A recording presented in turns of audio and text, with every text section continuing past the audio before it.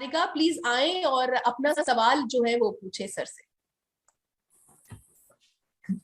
नमस्कार सर। नमस्कार सारिका जी।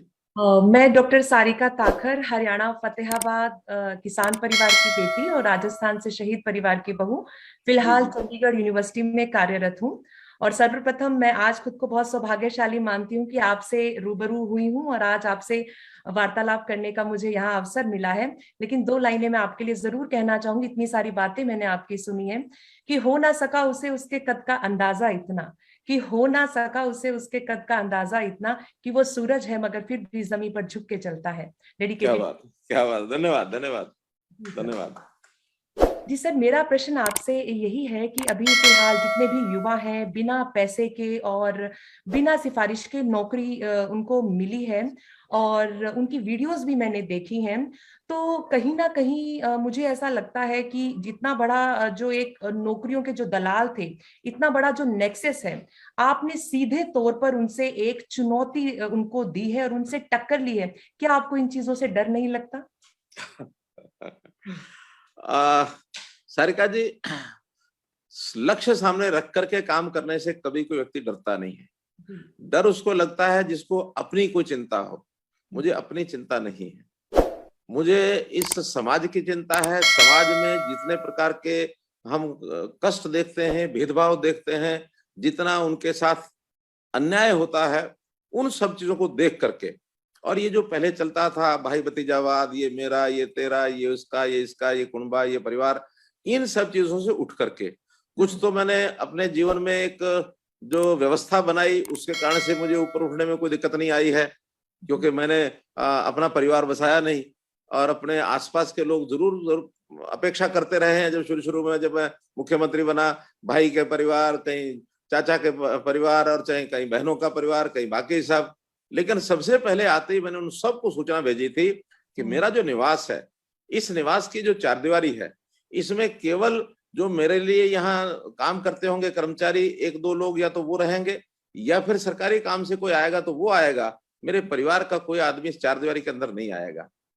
और 6 महीने तो बहुत परेशान रहे, लेकिन 6 महीने के बाद उनको भी संतोष हुआ, ध्यान आया और उनकी समस्याएं भी कम हुई, क्योंकि जो लोग उनको तंग करते थे वो आना बंद हो गए उनके पास कि तुम्हारे आने के बाद हमारा काम तो होता नहीं है, इसलिए तुम्हारे पास क्यों आए। 6 महीने बाद उन्होंने कहा कि हमारा जो शुरू शुरू में 1 दिन में हमारी तनख्वाह पूरी लग जाती थी चाय के अंदर, अब वो पैसा हमारा बचने लग गया, हमारे पास कोई नहीं आता, इसलिए आपका जो ये नियम है ये बहुत अच्छा है, हम आपके यहाँ नहीं आएंगे, आएंगे तो जनता की तरह आके मिलेंगे।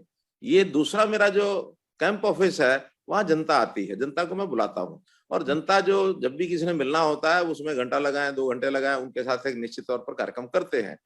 ध्यान में ये आता है कि आखिर ये जो मैं और मेरा, मेरे लिए तो हरियाणा सारा एक है, और सारे हरियाणा एक है, तो मेरा एक परिवार है।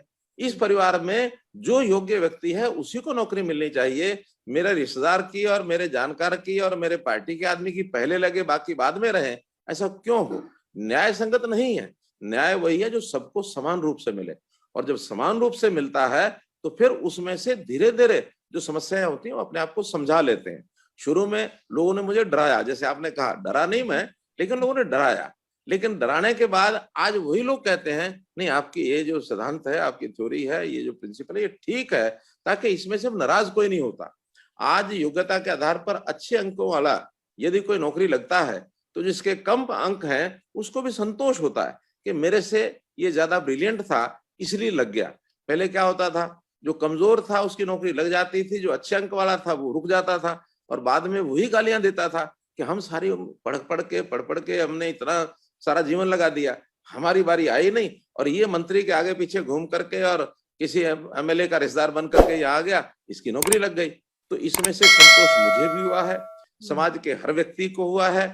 और लोग जो जिस भ्रम में हैं कि हाँ भाई इसमें से कोई हमको नुकसान होगा, कोई नुकसान नहीं होगा। मैं कहता हूँ जनता सब जानती है, बिल्कुल बिल्कुल। कहते ना जनता सब जानती है, तो जनता का हमको निश्चित रूप से इसका लाभ पिछले चुनाव में मिला, इसी बात का मिला, और इस बार भी यही मिलेगा कि यहाँ अन्याय किसी के साथ नहीं होता। इसलिए इस कदम के ऊपर आज भी मिशन मेरिट, इसको खत्म करने के लिए कुछ लोग बोलते रहते हैं, हम उसको खत्म नहीं होने देंगे। Mission merit will be maintained at every cost.